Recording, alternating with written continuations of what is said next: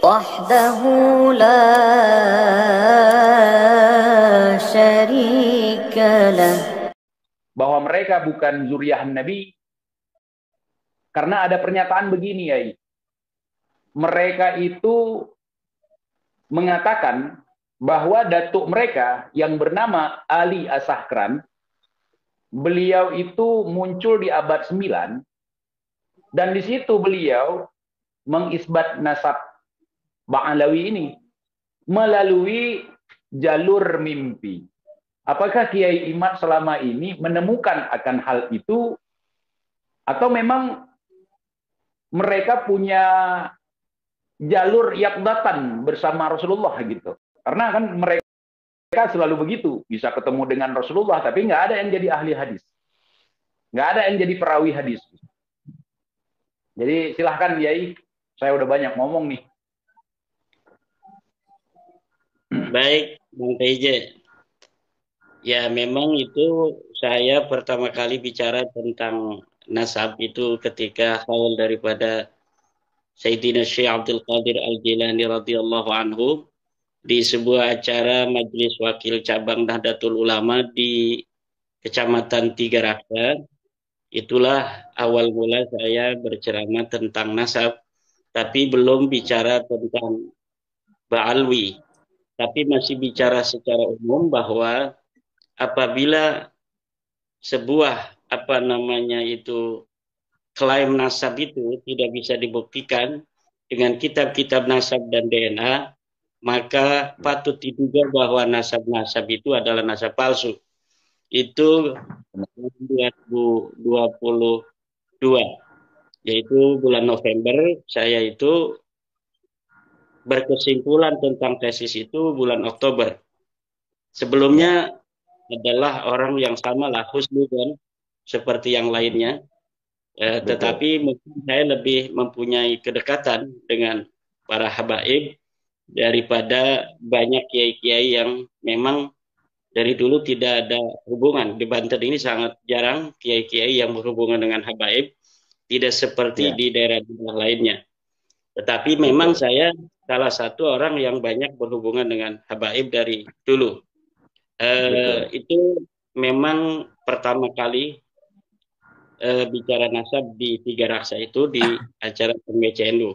Kemudian terkait dengan apakah nasab Ba'alawi ini diisbat oleh mimpi pada abad 9, yang saya lihat dari kitab Al-Burqatul Musyiqah adalah kitab yang ditulis secara secara epistemologis dalam bidang tasawuf. Di dalam kitab Al-Burqatul Musyiqah Ali As-Sakran 895 Hijriah itu menulis silsilahnya, tetapi juga ditambah dengan kisah-kisah khurafat seperti tentang bahwa seseorang bermimpi bertemu dengan Rasulullah, bahwa dalam mimpinya aku titipkan di tarim ini adalah titipanku. Siapa orang yang mencintainya maka dia mencintaiku. Siapa yang membencinya maka dia adalah membenciku. Yang dimaksud titipan itu Ba'alawi. Jadi selain mereka itu membuat klaim nasab melalui kitab, mereka juga membubuhi klaim-klaim itu dengan cerita-cerita khurafat, cerita-cerita spiritual yang mungkin akan bisa menarik banyak orang-orang awam di situ. Ya. Itu yang intinya dongeng ya. Dongeng. Dibumbui dengan dongeng gitu. Baik. Berarti memang apa yang pernah saya dengar dari seseorang terkait masalah isbat pertama nasab mereka di abad 9 itu berbau-bau khurafat ya. Nah, dicampur dengan cerita-cerita dongeng, dikemas, dibumbui, dipakein topping sehingga menarik. Sama seperti kuburan. Jadi cerita itu yang saya perhatikan, Yai, itu hampir sama cerita mereka semua. Dan sekarang pun mereka ketika ngamen di panggung-panggung, mereka tetap membawa cerita itu. Datuk mereka umur 7 tahun mengimami sholat, bahkan dalam satu rakaat bisa menghatamkan Al-Quran, dan itu mustahil Kalaupun ada imam seperti itu, maka imam itu harus ditegur. Harus pakai perasaan. Karena ada makmum yang tua, makmum yang sakit-sakitan di belakang. Kan nggak boleh. Imam itu egois gitu. Nggak boleh. Menurut yang diajarkan oleh guru-guru kita di Aceh. Gitu. Walaupun suara kita bagus, walaupun kita fit, itu kita harus pikirkan makmum kita di belakang.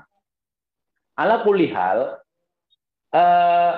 sewaktu Kiai Imad membahas pertama kali terkait masalah nasab mereka itu, apakah Kiai Imad itu sudah menuntaskan tesisnya atau sudah menguji melalui universitas seperti yang digadang-gadangkan oleh Bang Rizik gitu. Karena kan sekarang mereka itu ngajak diskusi di Robitoh Alawiyah. Yang jadi pertanyaan saya, Yai, sejak kapan Robitoh Alawiyah itu jadi universitas? Jadi mereka bilang tesisnya itu tidak bisa dikatakan tesis atau dilabelkan sebagai tesis kandang kebo karena belum diuji universitas. Nah kemarin ketika Kiai Imad diundang ke Robitoh Alawiyah, Kiai Imad nggak mau datang, mereka klaim bahwa Kiai Imad Al-Kaburi. Sedangkan menurut akal sehat saya, Robitoh Alawiyah kan bukan universitas. Nah, jadi Kiai Imad kemarin dituduh sebagai orang yang membuat tesis di kandang kebo, kok sekarang malah nguji tesisnya di kandang kambing. Dan saya nggak setuju seperti itu. Saya nggak setuju kalau Kiai Imad datang ke Robitoh itu karena nggak ada hasilnya. Karena bukan universitas. Maaf cakap. Seperti itu menurut pemikiran saya. Apakah sekarang ada yang coba melobi Kiai Imad di belakang layar atau bagaimana, Kiai? Ya, tesis itu ada tesis akademis untuk menjadi syarat seseorang meraih gelar S2. Seperti Betul. saya ini S2-nya itu bidang ilmu tafsir dan hadis di Institut Ilmu Al-Quran di Jakarta. Tesis saya, tesis akademis untuk meraih itu tentang Syekh Nawawi wa kitabuhu Marah Labid, yaitu tentang tafsirnya Syekh Nawawi Tenara yang bernama Tafsir Marah Labid. Nah, itu namanya tesis akademis untuk meraih gelar S2, Master of Art atau Master Agama kalau di Institut Ilmu Al-Quran Jakarta. Ada lagi tesis filsafat, yaitu filsafat dialektika Hegel, di mana ada yang namanya tesis, sebuah kesimpulan, proposisi yang ilmiah, yang berbasis dengan langkah-langkah ilmiah, pengumpulan data, kemudian pengolahan data, kemudian analisa data, dan kemudian sajian data daripada apa yang telah kita teliti. Nah, itu adalah tesis dalam arti filsafat, sebuah proposisi. Kalau dalam ilmu filsafat Islam itu disebut dengan qadiyah atau bisa disebut dengan khabar. Nah, ini bukanlah sebuah tesis yang dimaksud oleh banyak orang itu bahwa ini tesis. Itu maksudnya karena orang-orang itu orang-orang cerdas semua. Tesis itu tidak bermakna bahwa itu adalah sebuah syarat untuk seseorang meraih gelar S2. Betul. Itu seseorang dulu. Kalau S1 kan ada. Betul. Sebuah kesimpulan ilmiah seseorang tentang sebuah hal yang dia teliti. Itu disebut tesis. Gitu. Atau nanti juga dalam beberapa kesempatan banyak yang mengatakan ini sebenarnya punya Kiai Imad ini antitesis, karena sebelumnya sudah ada tesis bahwa Ba'alawi adalah cucu Nabi. Kata saya itu bukan tesis, tapi itu hanya bermodal husnudon belaka, karena selama ini tidak ada penelitian dari para peneliti yang handal bahwa pengakuan Ba'alawi sebagai cucu Nabi ini bisa dibuktikan secara kebenaran yang objektif. Kebenaran-kebenaran yang selama ini disajikan hanya kebenaran subjektif yang spekulatif, yang tidak berlandaskan oleh standar kebenaran ilmiah di mana standar kebenaran ilmiah itu pertama dia haruslah bersifat logis, yang kedua bersifat empiris verifikatif. Nah, bagaimana sifat kebenaran dari tesis atau yang proposisi yang mereka katakan mereka cucu Nabi itu disebut kebenaran ilmiah yang logis apabila orang yang ada di abad 9, Ali As-Sakran 895 Hijriah, menyimpulkan sebuah proposisi Ahmad bin Isa yang ada di 345 Hijriah mempunyai anak bernama Ubed. Mang Ubed ini tetapi sama sekali tidak ada data sumber sebelumnya. Di mana kan ini Bang TJ ada sebuah teori kebenaran namanya teori koherensi, di mana dalam teori kebenaran koherensi sebuah pernyataan itu dapat diakui kebenarannya apabila pernyataan itu sesuai koheren dengan pernyataan-pernyataan sebelumnya. Sebuah kitab yang ada di abad 9 isinya dalam sejarah itu dapat diterima apabila sejarah itu sesuai koheren dengan sejarah-sejarah yang ditulis pada sebelumnya. Apabila sejarah ini melibatkan sebuah tokoh dan kejadian yang ada di masa lalu, maka kitab yang ada di abad 9 ini harus sesuai dengan kitab-kitab yang ada di masa di mana tokoh dan peristiwa sejarah itu terjadi. Sementara Nasabalawi ini ditulis di abad 9, orangnya ada di abad keempat, 345 Hijriah, tanpa ada koherensi, tanpa ada tangga-tangga di mana referensi ini dapat digali dari sana. Jadi dia ambil dari ruang hampa, kemudian ditulis dengan khayalan. Inilah yang terjadi dengan Nasabalawi. Nanti ini Gus Ajis ini yang banyak sekali dia mempunyai data. Kemarin Gus Ajis punya data baru, di mana tarikh Ibnu Hisan itu, Bang Teji, sudah ditahqiq oleh Abdullah Muhammad Al-Habsyi, sekarang ditahqiq ulang oleh Muhammad Ba'dib, di mana isinya saya lihat baru selembar aja udah berbeda dengan kitab yang diklaim oleh Muhammad Abdullah Al-Habsyi sebagai tarikh Ibnu Hisan itu. Dan ini semakin kemudian kita terbelalak dengan sebuah nasab yang seperti Balawi ini yang diyakini banyak orang pada sebelum 2022, tapi ternyata nasab ini hanya nasab-nasab wayang yang sulit sekali untuk diterima akal sehat. Tidak logis sama sekali orang yang mempunyai standar sekolah SD aja ini sudah tidak logis orang yang sekolah SD untuk mempercayai nasab seperti nasab Balawi ini. Ya, terima kasih Kiai Imad untuk pemaparannya. Saya itu sebenarnya tidak membahas masalah nasab. Saya hanya membahas beberapa person gitu ya, yang sifatnya personal gitu. Tetapi menarik karena beberapa orang yang saya bahas ini mengatakan bahwa mereka amar ma'ruf nahi mungkar. Anti terhadap, sama seperti kita, anti terhadap penistaan kepada Nabi. Anti terhadap khurafat-khurafat dan segala macam. Sementara masalah yang seperti ini atau kejadian seperti ini banyak timbul dari cerita mereka sendiri. Di sini mereka justru cenderung kepada nepotisme dalam membela keluarga. Saling menutupi untuk permasalahan seperti itu. Ini janggal.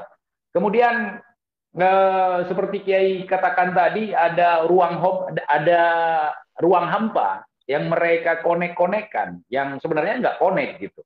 Bagaimana mengkonekkan sesuatu sehingga bisa nyambung, sedangkan yang pendahulunya nggak kita tahu gimana. Kitab-kitab pendahulunya kan gimana? Itu yang dimaksud Kiai Imad sebagai kitab sejaman. Bahkan saya punya guru yang nama beliau itu mungkin banyak orang kenal, Maulana Al-Habib Muhammad Rizik bin Husain bin Syihab Al-Kaburi. Beliau itu pernah mengatakan kepada kita dalam ceramah beliau bahwa kalau Anda ingin diakui sebagai zuriyah Nabi, verifikasi, bawa kitab-kitabnya dan tes DNA. Satu lagi, manuskrip. Diajarkan kitab-kitabnya, bawa manuskripnya, dan tes DNA. Jangan marah-marah. Jangan emosi. Mari kita verifikasi, kita duduk bareng. Nah, dan langkah seperti itu sebenarnya yang ditempuh oleh Kiai Imad. Wahai para mukibin semuanya ya, langkah itu apa yang pernah diajarkan oleh gurunda Al-Habib Muhammad Rizik bin Husain bin Syihab Al-Kaburi. Verifikasi. Dan itu langkah yang dilakukan oleh Kiai Imad. Yang pertama, beliau jajarkan kitab-kitabnya walaupun bukan di rumah kalian. Di rumah beliau sendiri, di dalam ruangan kerja beliau sendiri. Beliau buka kitab-kitab, beliau telusuri kitab-kitab. Nah, kemudian beliau cari manuskrip. Nah, di situ nggak ketemu. Di situ nggak ketemu. Kemudian beliau menyimpulkan bahwa ini adalah ruang hampa. Ruang hampa. Kalau kalian punya listrik, itu nggak bisa aliran listrik itu disambungkan melalui Bluetooth, nggak bisa. Melalui wireless, nggak bisa. Begitu juga nasab, nggak mungkin nasab disambungkan dengan wireless. Alias cerita-cerita khurafat yang tidak nampak depan mata seperti Bluetooth. Nasab kok disambung melalui Bluetooth. Gitu. Menurut penilaian saya, apa yang menjadi teori Kiai Imad selama ini cukup sudah untuk yang pertama manuskrip atau kitab sejaman gitu. Yang kedua tes DNA. Tes DNA itu bukan mengisbat nasab. Karena cucu Nabi sudah pasti orang Arab, tapi orang Arab belum tentu cucu Nabi. Gitu. Bisa jadi orang Arab itu kan paman Nabi ada. Seperti Abu Lahab, Abu Jahal, kan belum tentu cucu. Gitu, teman-teman semuanya. Diambil namanya untuk contoh bahwa apa yang dipertahankan hari ini bukan lagi dalil, ya, tetapi muter-muter agar lama-lama orang capek, atau nanti kibin-kibin itu dengan narasi-narasi yang apa namanya masih mereka upayakan itu bisa terjebak di situ. Ya, tetapi apa semua ada masanya, dan hari ini adalah masa di mana nasab mereka ini sudah terbongkar. Di Yaman kemarin dari keluarga Bawazir baru ditulis kemarin ya 20 berapa tanggal 13 ya, hari Rabu. Tanggal 13 Mei dari keluarga Bawazir yang ada di tim sekitar tim di situ itu sudah menulis yang sama seperti saya. Bahkan pun sudah semakin berani dari keluarga yang lain pun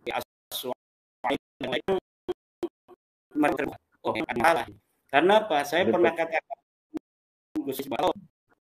sejarawan saya, kemudian saya kasih kunci-kunci, maka mereka akan terbuka dengan sejarah cipta kondisi dari keluarga Balawi ini.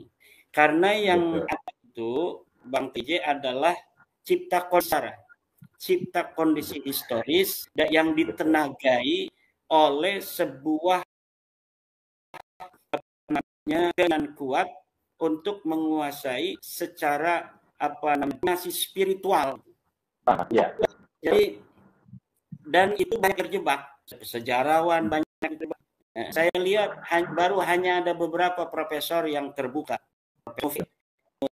Ditambah profesor, tambah Syekh Salim Al-Qadi, Syekh Abdullah Suaibi, kemudian ada Syekh Muqbil Wada'i dan lain sebagainya. Ini mulai terbuka bahwa memang klaim yang selama ini apa namanya itu digemborkan ternyata tidak terbukti dalam sejarah. Sebuah klaim yang ada di 9 itu ramai di abad setelah 9, abad 10, abad 11, 12, 13. Sebelumnya nothing.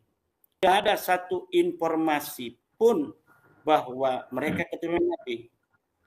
Dan ini mulai ulama yang kitab-kitab sebelum abad ke-9. Sebelum abad 9 kitab dari kitab hadis, kitab sejarah, kitab fikih, kitab nahwu. Karena ulama yang zaman asli itu orangnya cerdas-cerdas. Mereka kebanyakan keturunan dari orang-orang mulia dari Bani Qahtan, seorang syarif Raja Qahtan. Kemudian ada yang dari Qadid Ibn Wazir,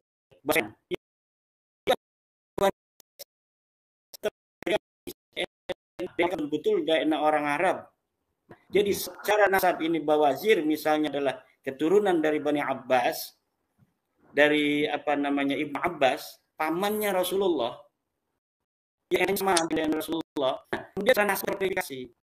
Dan tetapi kemudian mereka bisa kalah di sana. Kenapa? Karena mereka dengan orang Indonesia, dengan turun Wali Songo, kan anak turun Wali Songo, Bani Quraisy juga. Jadi mereka, kalau misalnya kayak Bang Teja tadi saya bilang turunan raja besar, itu dia malu, menampik. Bukan, saya bukan turunan raja. Kenapa? Karena memang malu. Leluhur kita seperti itu, kitanya hanya bisa seperti ini. Nah, tapi ada orang yang yuhibbuna ayyuhmadu bima lam yaf'alu. Orang dia dipuji tentang apa yang tidak mereka lakukan. Dimaksud mereka ini adalah leluhur mereka. Leluhur mereka tidak melakukan apa, tapi mereka senang dipuji dengan apa yang tidak dilakukan oleh leluhur mereka. Karena dengan leluhur mereka dipuji, mereka akan terangkat juga. Kenapa harus ada makam-makam palsu yang diasosiasikan orang-orang di masa lalu? Karena orang yang mengaku keturunannya di masa ini kemudian akan terangkat. Karena diciptakan leluhur palsu di masa lalu yang dikatakan sebagai pendiri NU misalnya, yang dikatakan sebagai seorang yang perang di Yogyakarta kata semua deningrat. Padahal semua itu bohong belaka. Dia tahu itu bohong, tapi ketika ada orang yang memujinya, dia merasa senang juga. Itu ciri-ciri nasab palsu, itu ciri-ciri penipu. Betul, betul. Kiai, kalau misalnya untuk mengetahui orang yang pernah ada di masa lalu, apa cukup dengan kuburannya? Atau memang harus ada karyanya kalau dia tokoh besar gitu? Kalau orang yang tidak bermasalah itu mudah sekali sebenarnya. Orang yang tidak, tokoh yang tidak bermasalah itu sangat mudah sekali. Misalnya Imam Syafi'i. Imam Syafi'i 150 lahir, 204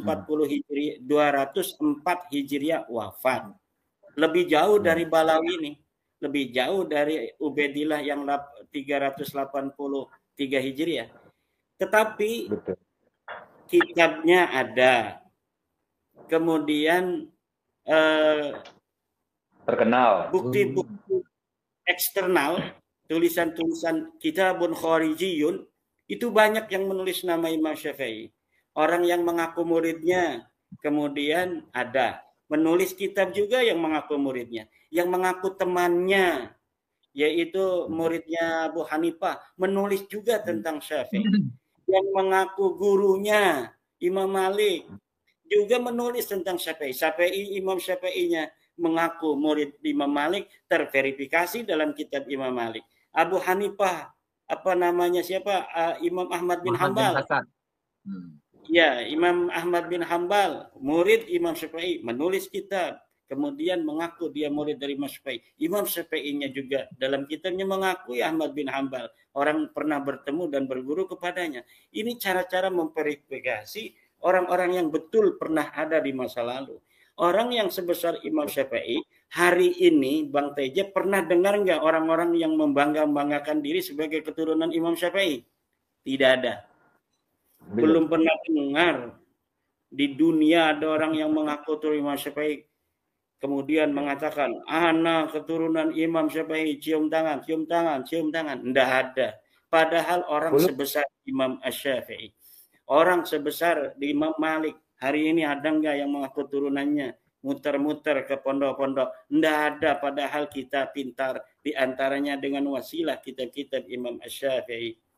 Tidak ada. Orang-orang besar di masa lalu, keturunannya adabnya itu mirip dengan Bang Teja. Mungkin keturunan Imam Syafi'i ada, tetapi dia menyembunyikan diri karena apa? Karena ilmunya tidak seperti leluhurnya itu. Karena kemampuannya tidak seperti leluhurnya itu. Nanti mungkin kalau suatu masa, suatu ketika, ada seorang keturunan Imam Syafi'i insoha ada, kalau misalnya ini betul ada, maka baru dia akan mengaku saya turunan Imam Asy-Syafi'i. Ketika pangkatnya sama dengan Imam Asy-Syafi'i. Nah, ini orang asli loh, ada di masa lalu. Keturunan Raja Ken Arok. Besar sekali dia dulu. Jarang orang ngaku saya turunan Ken Arok, enggak ada. Turunan Siliwangi memang banyak yang mengaku. Iya, untuk apa itu? Hanya untuk silaturahmi saja. Dan berani tes DNA apabila ada darah Siliwangi ataukah tidak. Darah Fathahilah ada ataukah tidak. Darah Samudra Pasai ada ataukah tidak. Ini kalau tapi bukan untuk menjajah orang. Bukan untuk menjajah orang. Gitu. Iya, bukan. Ini misalnya, misal Bang Tejen dah percaya kalau saya turunan Aceh. Bisa dites DNA. Saya dan Bang Teja apakah ada pertemuan genetik, kata Dr. Sugeng, terminal mana? Itu ada nanti. Bisa jadi dari apa namanya itu yang dekat, minimal dari yang jauh, dari Syekh Nabi Nuh alaihi salam misalnya. Ini pasti ada keterkaitan saja. Dan semua sekali lagi tidak perlulah membangga-banggakan keturunan masa lalu. Keturunannya seperti apa itu tidak penting. Yang penting hari ini kamu jadi apa?